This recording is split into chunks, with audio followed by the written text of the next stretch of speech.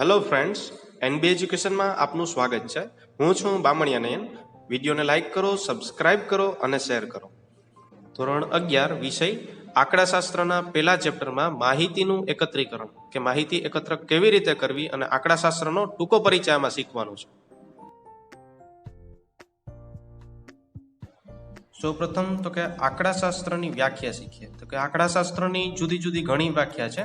એમાંથી કોક્સ્ટન અને કાઉડને આપેલી વ્યાખ્યા છે કે આંકડાશાસ્ત્ર એક એવું વિજ્ઞાન છે કે જેમાં આંકડાકીય માહિતીનું એકત્રીકરણ કરવામાં આવે, એટલે કે એકત્ર કરવામાં આવે, પૃથ્થકરણ કરવામાં આવે, એટલે કે વ્યવસ્થિત ગોઠવવામાં આવે અને તે મેળવેલ માહિતીનું અર્થઘટન કરવામાં આવે, તો તેને કહેવાય આંકડાશાસ્ત્ર.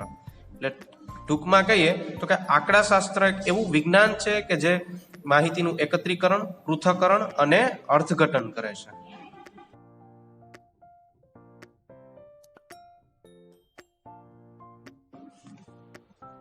બીજો ટોપિક છે ભારતમાં આંકડાશાસ્ત્રનો વિકાસ. કે ભારતમાં આંકડાશાસ્ત્રનો વિકાસ કઈ રીતે થયો, ઉદ્ભવ કઈ રીતે થયો. પહેલો પોઈન્ટ છે કે ભારતમાં આંકડાશાસ્ત્રના વિકાસમાં પ્રોફેસર પીસી મહાનોલોબિસનું પ્રદાન મહત્વનું છે. તેમણે ભારતીય આંકડાશાસ્ત્રીય સંસ્થા ઇન્ડિયન સ્ટેટિસ્ટિકલ ઇન્સ્ટિટ્યૂટ ISI ની સ્થાપના કરેલ. 1931માં કોલકાતા ખાતે કરી હતી. 1941માં કોલકાતા યુનિવર્સિટીમાં સૌ પ્રથમ આંકડાશાસ્ત્ર વિષય શીખવાની શરૂઆત થઈ. એટલે કે જે પીસી મહાનોલોબિસ છે એને શરૂઆત કરી કે ભારતમાં આંકડાશાસ્ત્રનું મહત્વ તેને દર્શાવડાયું અને એની સ્થાપના એને ISI એટલે કે ઇન્ડિયન સ્ટેટિસ્ટિકલ ઇન્સ્ટિટ્યૂટ એટલે કે 1931માં એને સ્થાપના કરી. પછી છે કે 1950માં મહાનોલોબિસે રાષ્ટ્રીય નિદર્શ તપાસ નેશનલ સેમ્પલ સર્વે NSS ની નામની સંસ્થા શરૂ કરી અને માહિતી એકત્રીકરણનું કામ હાથ ધર્યું. હાલમાં આ સંસ્થા રાષ્ટ્રીય નિદર્શ તપાસ સંગઠન નેશનલ સેમ્પલ સર્વે ઓર્ગેનાઇઝેશન NSSO તરીકે ઓળખાય છે. એટલે કે જે બીજી સંસ્થા છે કે જે આંકડાશાસ્ત્ર ઉપર કામ કરે છે. બીજું છે ભારતીય ખેતી વિષયક આંકડાશાસ્ત્ર સંશોધન Indian agriculture statistics research institute એટલે કે IASRI નો પણ ભારતમાં આંકડાશાસ્ત્રના વિકાસમાં મહત્વનો ફાળો રહ્યો છે. આવી રીતે ભારતમાં તબક્કાવાર આંકડાશાસ્ત્રનો વિકાસ જોવા મળે છે.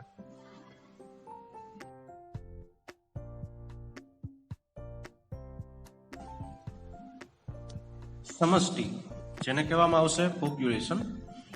આંકડાશાસ્ત્રના અભ્યાસ હેઠળ આવતા તમામ એકમોના સમૂહને તે અભ્યાસ માટેની સમષ્ટિ કહેવામાં આવે છે. જેમ કે વસ્તી ગણતરીની તપાસમાં દેશની તમામ નાગરિકોના સમૂહને સમષ્ટિ કહેવામાં આવે છે. હવે તમને કોઈ બીજું એક ઉદાહરણ કહું કે દાખલા તરીકે ધોરણ 11માં કોઈ શાળામાં કુલ 100 વિદ્યાર્થીઓ ભણે છે. હવે એનો વજનની આપણે માહિતી એકત્ર કરવી તો એ ટોટલ શાળાના જે ધોરણ 11ના કુલ વિદ્યાર્થી છે એને સમષ્ટિ કહેવાય. ટૂંકમાં સમષ્ટિ એટલે બીજું કંઈ નહીં, તપાસ અંગેની તમામ એકમોના સમૂહને સમષ્ટિ કહેવાય. સમષ્ટિનું બીજો ટોપિક છે સમષ્ટિનું કદ, પોપ્યુલેશન સાઇઝ. સમષ્ટિના એકમોની કુલ સંખ્યાને સમષ્ટિનું કદ કહેવામાં આવે છે. દાખલા તરીકે હમણાં જ કીધું ને કે 100 વિદ્યાર્થીઓ છે કોઈ શાળામાં ધોરણ 11ના, તો એ 100 વિદ્યાર્થીઓને સમષ્ટિનું કદ કહેવામાં આવે. તેને સંકેતમાં n વડે દર્શાવવામાં આવે છે. પછી છે શાંત સમષ્ટિ. જો સમષ્ટિના કુલ એકમોની સંખ્યા n ગણી શકાય તેવી હોય તો તે સમષ્ટિને શાંત સમષ્ટિ કહેવામાં આવે છે. જેમ કે કોઈ શાળામાં 1200 વિદ્યાર્થીઓ ભણતા હોય તો આ સમષ્ટિને શાંત સમષ્ટિ કહેવાય, જ્યાં n બરાબર 1200 કહી શકાય કેમ કે એને ગણી શકાય છે.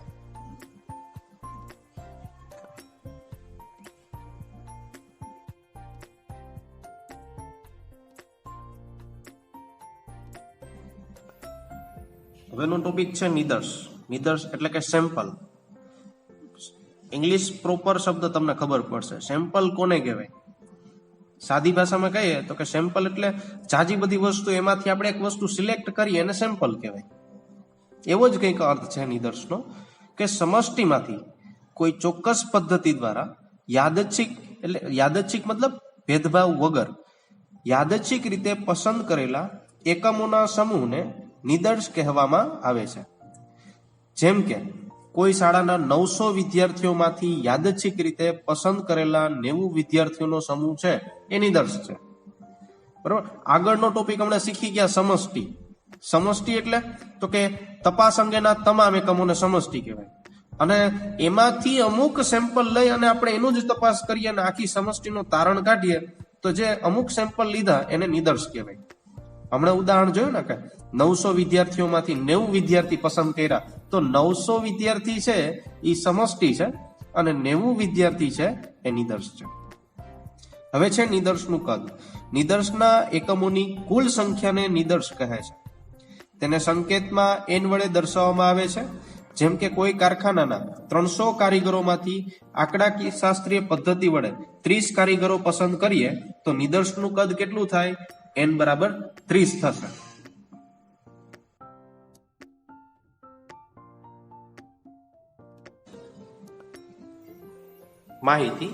માહિતીનો આમ જોઈએ તો બે પાર્ટ પડે આ કોષ્ટકમાં. પેલું છે ગુણાત્મક માહિતી અને સંખ્યાત્મક માહિતી, અને બીજી છે પ્રાથમિક માહિતી અને ગૌણ માહિતી, જેની હવે આપણે વિગતવાર ચર્ચા કરશું કે માહિતીના બે પાર્ટ પાડી અને સમજવાના છે.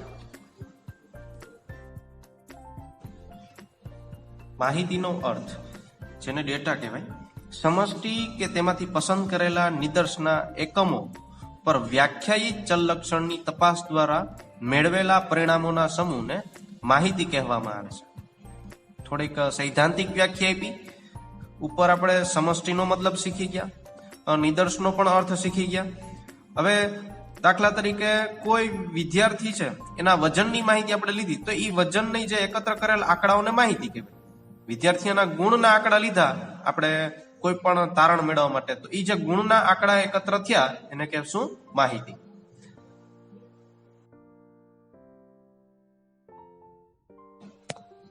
ગુણાત્મક માહિતી. ગુણાત્મક ચલ પરના અવલોકનોના સમૂહને ગુણાત્મક માહિતી કહે છે. જેમ કે કારખાનામાં કામ કરતા કારીગરોની જાતિ, શિક્ષણનું સ્તર, શાળામાં વિદ્યાર્થીઓના વાલીઓની આર્થિક સ્થિતિ વગેરે ગુણધર્મને લગતી માહિતીને ગુણાત્મક માહિતી કહેવાય. ટૂંકમાં જેને સંખ્યામાં આપણે પ્રોપર માપી ન શકીએ એને કહેશું ગુણાત્મક માહિતી. એટલે કે કારખાનામાં કામ કરતા કારીગરોની જાતિ છે, બહુ સારા ઉદાહરણ આપ્યા કે જાતિ છે તો કે સ્ત્રી પુરુષ, તો એને સંખ્યામાં ન માપી શકાય, એ ગુણધર્મ છે. શિક્ષણનું સ્તર એ પણ ગુણધર્મ છે કે કોઈ વિદ્યાર્થી હોશિયાર હોય, મધ્યમ હોય, નબળો હોય, તો એને તમે સંખ્યામાં માપી શકો નહીં. ત્યારબાદ છે વિદ્યાર્થીઓના વાલીની આર્થિક સ્થિતિ, ધનવાન છે, મિડલ ક્લાસ છે કે લોઅર ક્લાસ છે, એક માહિતીનું ગુણધર્મ છે. ટૂંકમાં જે માહિતીને તમે સંખ્યામાં માપી ન શકો પ્રોપર આંકડાઓ આપીને, અને ગુણ એ ગુણ છે એટલે એને કહેવાય ગુણાત્મક માહિતી. હવે બીજો ટોપિક છે સંખ્યાત્મક માહિતી, ન્યુમેરિકલ ડેટા. તો ચોખ્ખું જ છે કે સંખ્યાત્મક ચલ પરના અવલોકનોના સમૂહને સંખ્યાત્મક માહિતી કહે છે. જેમ કે માસિક આવક. માસિક આવક છે તો એ આંકડા માપી શકાય કે મહિનાની આવક આપણે કેટલી, 15,000, 20,000, 25,000 એ પ્રમાણે. કોઈ પણ વ્યક્તિનું વજન છે એ પણ આપણે આંકડામાં રજૂઆત કરી શકાય, એટલે એ સંખ્યાત્મક માહિતી થઈ. કોઈ વ્યક્તિનું ઊંચાઈ છે, લોહીનું દબાણ છે, ઉંમર વગેરે ચલલક્ષણ પરની માહિતીના સંખ્યાત્મક માહિતી છે. ટૂંકમાં જેને સંખ્યામાં માપી ન શકાય એ ગુણાત્મક માહિતી, અને સંખ્યામાં માપી શકાય તે સંખ્યાત્મક માહિતી.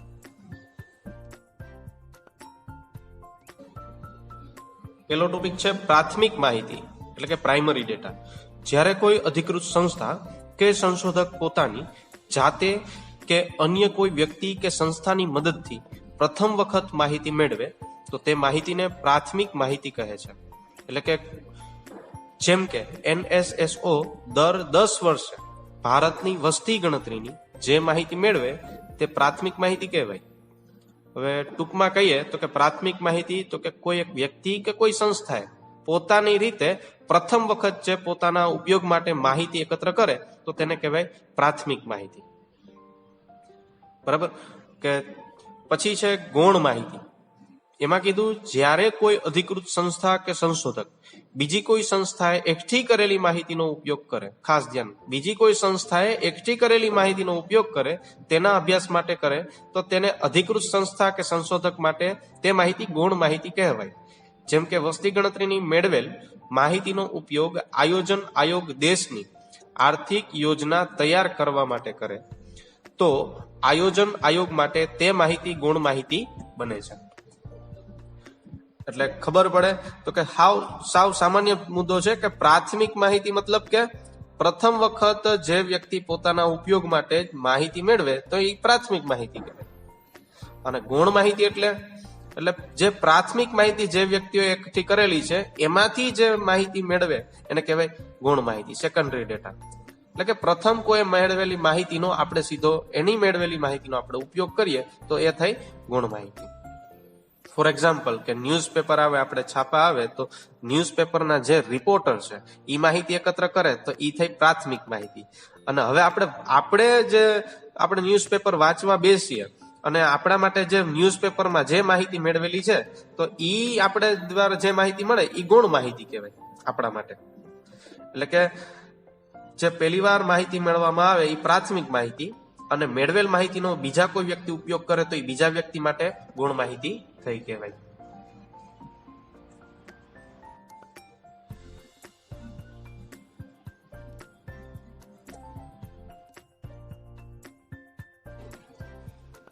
પ્રાથમિક માહિતી એકત્ર કરવાની રીતો. હમણાં જોયું કે પ્રાથમિક માહિતી મતલબ કે કોઈ વ્યક્તિ છે પોતાની રીતે પ્રથમ વખત માહિતી, કોઈ સંસ્થા પોતાની રીતે પ્રથમ વખત જ જે માહિતી મેળવે તેને કહેવાય પ્રાથમિક માહિતી.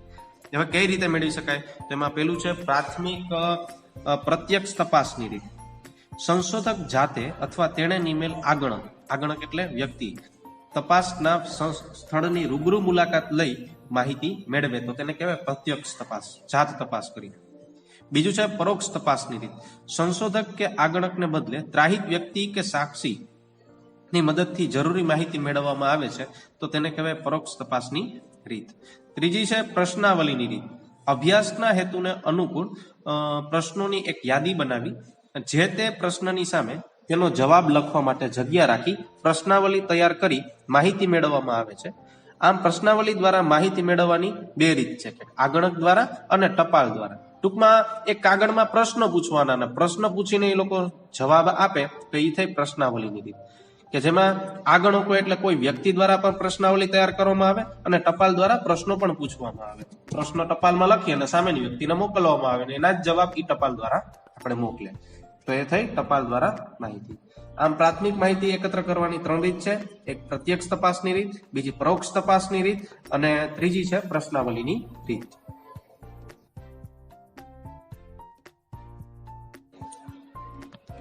બીજું છે ગૌણ માહિતી ના પ્રાપ્તિ સ્થાનો.